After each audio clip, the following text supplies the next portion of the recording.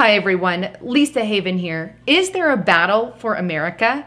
If not, then why did the New York Times write an op-ed article that was written by all their editors, come out and state that Democrats should use, quote, mafia-style tactics against Trump supporters? This, in my opinion, has crossed every line, and someone should be in trouble for inciting violence. And this is all the editors there, inciting violence against, well, conservative. Let's call Trump supporters, a majority of them are conservatives, Republican, patriots, gun owners, and Christians. This is who they want to use mafia-style tactics against. But before I get into the article, I want to stay real quick. Please don't forget to check out my partner at NOBLEGOLDinvestments.com. Please make sure you have something tangible other than just dollar bills, because we never know which way the economy is going to crumble. So make sure you back that with gold, silver, precious metals.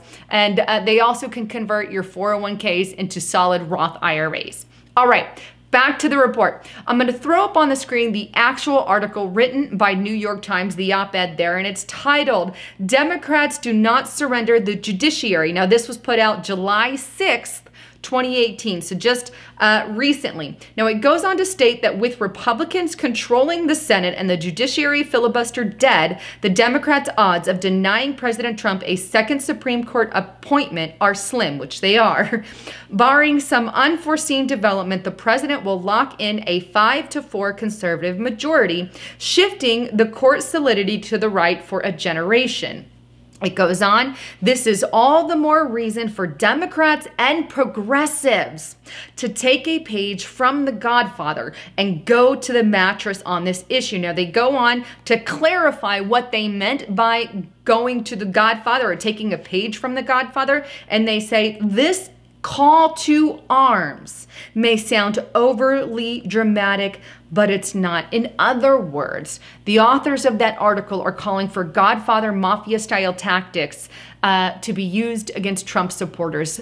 And they're calling Democrats and progressives to do this. And why are they doing this? Well, they claim it's because they're unhappy with who Trump is going to put into the Supreme Court. But let's be frank about something. For years and generations, we've had a Supreme Court that's been highly liberal. And nobody threw a big fit about that from the Republican side. We weren't happy about it. We didn't like what was going on. But now all of a sudden, it shifts a little more on the Republican side, a little more on the conservative side. And as a result, those on the left are going to call for inciting violence. These are the kind of tactics that they have resulted to, so much so that you've seen an increase just this year in attacks against Trump supporters. Now, I've done compilations of this on my channel, but recent things that have happened just this past week, well, a man had a flag in his yard that was pro-Trump, and he got dragged down the street because he had that flag in his yard. Another kid went to eat at a restaurant there, and a whole glass was thrown on his face just because he was wearing a MAGA hat. And this was a young boy that got attacked. Multiple other things have transpired as well, and things really keep upticking. Is this really what the Democrat Party is wanting? Is this really, and it's not the Democrat Party, I've said that numerous times, progressive leftist party. These are the tactics that they've resulted to. Now, here's the other thing, is the mainstream media is in on all this action. We know outlets like MSNBC, ABC, CNN, and the like are all progressive, liberal, leftist propaganda machines. And I'm going to show you what I'm talking about. On The Intercept, check out this report.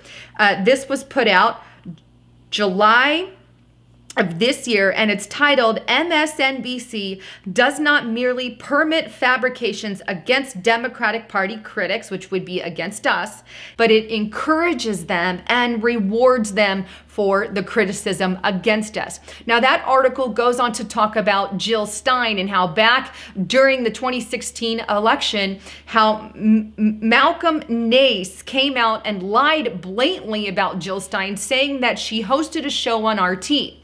Now, that was a complete and utter fabrication, which they've never apologized for, or they have never taken back. They allowed the lie to sit. And as a result, Malcolm was promoted for pushing that lie. These are the kinds of tactics that you see from organizations such as MSNBC. And the topping on the cake is found a little bit later in the article, where The Intercept admits that they're run by the deep state. Here's the actual quote. That's because NBC News and MSNBC have essentially merged with the CIA and intelligence community and thus use their tactics. The network is filled with former generals and CIA officials who are part of the community that pioneered these smear tactics of accusing journalists and critics they dislike of being traitors, of being spies, and being Kremlin loyalists. Anyone who criticizes the Democratic Party or its leaders are instantly accused of being Kremlin agents, despite the lack of any evidence. These are the levels that the mainstream media are going to. They're propaganda machines that basically, if you are against the Democratic Party, then you, my friend, are a Kremlin agent. They've accused my channel. They've accused multiple other channels. I'm still waiting on my Kremlin check, by the way, and I think President Trump is waiting on his, along with millions of other people. They simply say, just like they did. Now, I don't necessarily agree with what Jill Stein says, but the truth of the matter is that MSNBC lied about it in order to get Hillary Clinton elected. Lied to you, the American people. Why even watch their networks? Why even watch what they put on TV? I encourage you, don't watch MSNBC, don't watch CNN, don't watch ABC. Turn them off. Don't give them a place to stand. Start turning on your favorite alternative media channels, because they're the ones that are at least sharing the truth and exposing the lies that these people are conducting on a daily basis. This is why those on the Democratic Party and the deep state are in bed with the mainstream media, and they're all pushing this ploy against you, against American, and pushing, by the way, your globalists, your mainstream media, your MSNBC, your Democratic Party, they are the globalist party. Their party doesn't exist. They're pushing globalism. And on the other side, we have Trump, the Republicans, the conservatives, the Christians pushing the love of America, something that everyone should have on both sides. But it seems to be missing from the Democratic Party today because they've been taken over by a bunch of globalists. Hashtag walk away if you're from the Democratic Party, because the Democratic Party you love is no more, nor is the Republican Party. Which side is it? New World Order, globalism, or the love and patriotism of America?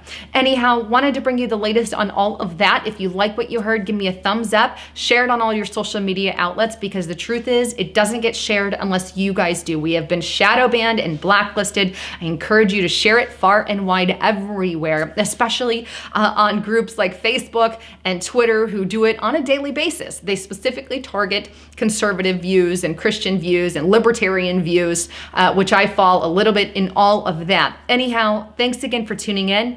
I'm Lisa Haven, and please comment below. Signing out.